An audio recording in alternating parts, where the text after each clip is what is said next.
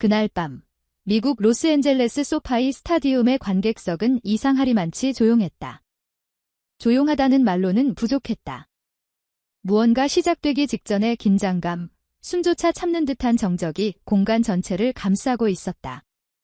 그리고 그 순간 무대 위에 한 여성이 등장했다. 붉은색 한복을 곱게 차려입은 채 단단한 눈빛으로 객석을 바라보는 그녀. 바로 한국의 트로트 여왕 송가인이었다. 그 옆에는 세계적인 테너 안드레아 보첼리가 자리하고 있었다. 누구도 예상하지 못한 조합이었다. 오페라와 국악, 이탈리아와 한국, 클래식과 민속. 하지만 누군가 말했다. 음악은 언어가 아니라 진심이라고. 송가인의 목소리가 첫 음을 꺼내는 순간 객석에서 누군가의 울음이 들렸다. 아리랑의 선율이 보첼리의 첼로 같은 목소리와 겹치며 퍼져나갔고 수만 개의 눈동자가 그들을 향해 고정됐다. 18만 명. 이틀간 매진된 티켓, 기록적인 인파. 하지만 숫자는 중요하지 않았다. 그 자리에 있었던 모든 사람들은 이 무대가 단순한 협업이나 이벤트가 아닌 어떤 깊은 울림이었다고 기억할 것이다. 송가인은 노래하지 않았다. 그녀는 그날 한국의 역사와 정서를 그리고 자신만의 이야기를 음악으로 풀어냈다. 안드레아 보첼리는 무대가 끝난 뒤 조용히 말했다. 이 무대는 내가 살아온 수십 년의 무대 중 가장 조용하고도 강력한 에너지였다. 그리고 그 힘은 그녀의 목소리에서 나왔다고. 그렇게 송가인의 목소리는 단 한 곡으로 스타디움의 공기를 바꾸고 미국인들의 감정을 흔들어 놓았다. 이후 한국 가수로는 전례 없는 성과들이 뒤따랐다. 빌보드 차트, 미국 언론의 집중 조명, 그리고 팬들의 찬사. 그러나 이 이야기는 단순한 성공담이 아니다. 이 이야기의 진짜 시작은 같은 시각, 바로 옆 공연장에서 벌어진 전혀 다른 한 장면에서부터였다. 한 나라가 K컬처의 파도를 모방해 무대에 올렸고 그 결과는 아무도 예상하지 못한 충격의 연속이었다. 그날 밤 로스앤젤레스는 음악이 아니라 진심에 울었다. 그리고 누군가는 고개를 끄덕였고 누군가는 조용히 고개를 돌렸다. 과연 그 차이는 무엇이었을까? 이제 그 이야기를 따라가 본다. 이야기의 시작은 몇 달 전으로 거슬러 올라간다. 미국 로스앤젤레스에서는 아시아 음악의 흐름을 담아내기 위한 새로운 시도가 진행되고 있었다. 이름하여 K-뮤직 하모니 페스터벨. K-팝을 넘어 트로트, 국악, 클래식까지 아우르는 이번 페스티벌은 단순한 음악 축제를 넘어서 아시아의 소리가 어디까지 세계 무대에 닿을 수 있는지를 시험하는 장이었다. 하지만 누구도 이 무대의 하이라이트가 송가인이 될 것이라 예상하지 못했다. 기획 초기 단계에서 페스티벌 측은 송가인에게 협업 무대를 제안했다. 상대는 세계적인 테너이자 클래식 음악계의 살아있는 전설, 안드레아 보첼리였다. 서로의 언어도, 장르도 달랐지만 두 사람은 단 한 번의 리허설 만에 깊은 교감을 나눴고 무대는 그렇게 조용히 준비됐다. 7월 14일 밤, 소파이 스타디움. 무대 조명이 어두워지자 관객들은 무언가 시작됨을 직감했다. 잔잔한 검은고, 선율 위에 울려 퍼지는 보첼리의 저음, 그리고 그의 화답하듯 울려나오는 송가인의 고음. 진도 아리랑의 가락이 스타디움 전역에 퍼져나가자 객석에서는 조용한 탄성이 흘러나왔다. 누군가는 눈물을 훔쳤고 누군가는 연신 고개를 끄덕이며 두 사람의 호흡에 몰입했다. 한복을 입은 송가인이 무대 중앙에서 소매를 걷고 깊은 숨을 들이켰을 때 그 순간을 포착한 수십 대의 카메라가 동시에 셔터를 눌렀다. 그 장면은 곧 미국 뉴스의 헤드라인을 장식했다.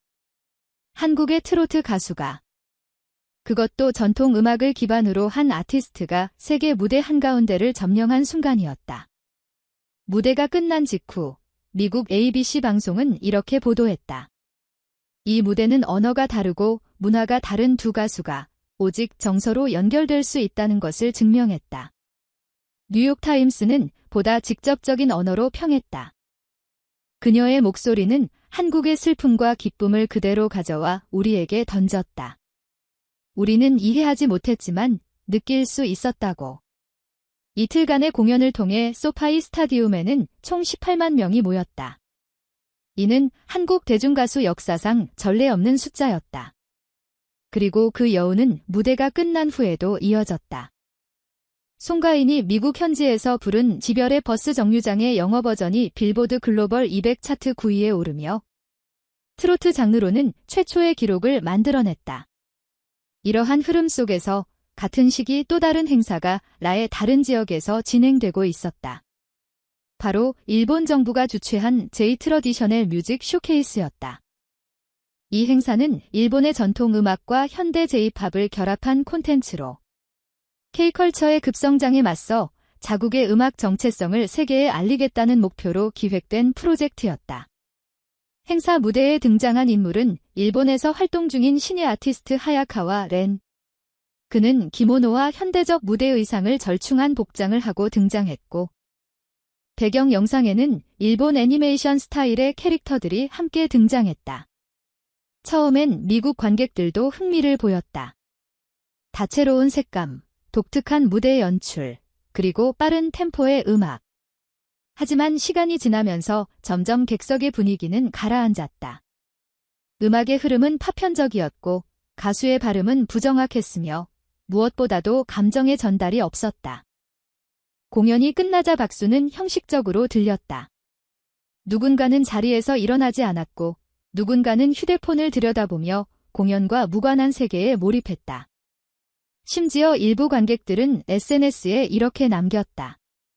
분명히 멋진 무대였는데 이상하게 아무것도 남지 않았다. 다른 누군가는 이렇게 말했다. 그녀의 무대는 잘 꾸민 쇼 같았다. 하지만 그 이상은 아니었다고. 라타임스의 음악 칼럼니스트는 두 무대를 비교하는 칼럼을 올렸다. 제목은 이랬다. 진심과 연출의 차이, 그날 밤 두 아시아의 소리. 칼럼의 마지막 문장은 강렬했다. 한쪽은 가슴을 울렸고 다른 한쪽은 눈을 피하게 만들었다. 음악 전문 채널 NPR은 보다 분석적인 접근을 시도했다. 송가인의 라이브 음성과 하야카와 렌의 퍼포먼스를 비교한 결과 청중 반응의 빈도, 박수의 지속시간, 온라인 반응의 온도 등 모든 지표에서 한국 무대가 월등히 앞섰다고 밝혔다. 이에 대해 UCLA 음대 교수 브라이언 윌슨은 이렇게 말했다. 노래는 단순한 음의 조합이 아니다. 그 안에 담긴 감정의 농도가 사람을 움직인다. 송가인의 음성에는 그것이 있었고 하야카와에게는 없었다. 이쯤에서 페스티벌 관계자가 말한 한마디가 떠오른다. 처음에 우리는 송가인의 참여를 고민했었다. 미국에서 트로트가 통할까 걱정했지만 그녀는 걱정이 아닌 믿음이었다. 무대가 끝나고도 사람들은 쉽게 자리를 떠나지 않았다.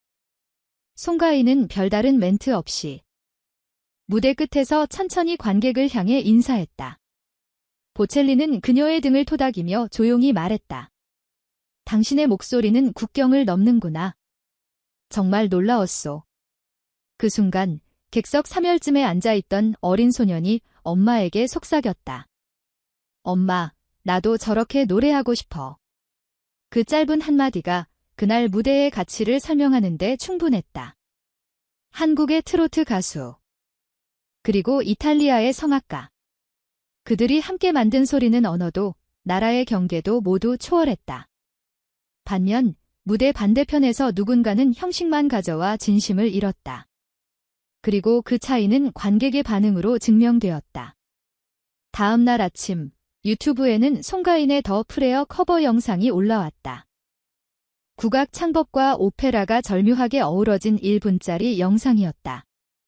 12시간 만에 1000만 뷰를 돌파했고 댓글에는 각국 언어로 감사합니다. 잊지 못할 감동이었습니다라는 말들이 이어졌다. 한편 같은 날 업로드된 하야카와의 쇼케이스 영상은 10만 뷰를 넘기지 못했다. 조회수보다 더 안타까운 건 댓글이었다. 대부분이 기계 뭐지? 왜 따라하려 했을까? 같은 말들이었다. 이것은 우연의 결과가 아니었다. 누구는 오래 준비해왔고 누구는 흉내내기에 급급했다. 음악이 전하는 건 단순한 소리 그 이상이기에 진심은 결코 속일 수 없다. 공연이 끝난 후 무대는 어둠 속으로 천천히 사라졌지만 관객들은 여전히 자리에 앉아 있었다. 누군가는 두 손을 모은 채 고개를 숙였고 누군가는 벅찬 눈빛으로 무대가 있었던 자리를 바라보았다. 소리는 멈췄지만 그들이 들은 것은 단순한 노래가 아니었기에 쉽게 일어날 수 없었던 것이다. 무대는 사라졌지만 그 밤에 울려 퍼진 목소리는 사람들의 가슴 속에 오래도록 남았다. 송가인은 끝까지 말을 아꼈다. 무대 위에서 그녀는 노래로 모든 것을 말했다. 그리고 무대를 내려오며 단 한 번 고개를 숙여 깊이 인사했다. 그 인사는 그 어떤 박수보다도 길고 묵직하게 남았다. 그녀는 무대에서 자신을 증명하지 않았다. 대신 한국이라는 나라와 그 정서를 세계에 전한 것이다. 이후 안드레아 보첼리는 인터뷰에서 이렇게 말했다. 나는 수십 년간 수많은 아티스트와 협업을 해왔다. 하지만 송가인과의 무대는 특별했다. 그녀의 목소리는 국경을 넘었고 언어를 초월했다. 그녀가 불렀던 아리랑은 마치 내 고향의 언덕처럼 따뜻하고도 그리웠다. 그 말을 들은 어느 음악 평론가는 조용히 말했다. 그녀는 단순한 가수가 아니다. 그녀는 자신의 음악을 통해 사람들의 기억을 되살리는 사람이다. 그 기억은 때론 고향이고, 때론 가족이며, 때론 사랑이다. 그렇기에 송가인의 목소리는 한국을 대표하는 동시에 전 세계 누구에게나 자신만의 이야기로 다가간다. 이것이 바로 진짜 음악이 가진 힘일 것이다. 문화는 외워서 되는 것이 아니고 흉내내서 전해지는 것도 아니다. 진심과 시간, 그리고 흔들림 없는 뿌리에서만 만들어질 수 있다. 그날, 일본의 쇼케이스 무대가 왜 공허하게 느껴졌는지는 어렵지 않다. 그들은 무언가를 따라잡기 위해 준비했고, 송가인은 전하고 싶은 마음 하나로 준비했다.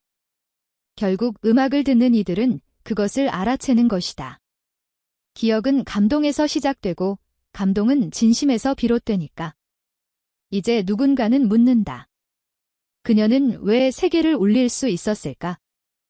그 답은 아마도 무대 위의 그녀가 아니라 무대 아래에서 묵묵히 자신을 다듬어온 시간 속에 있을 것이다.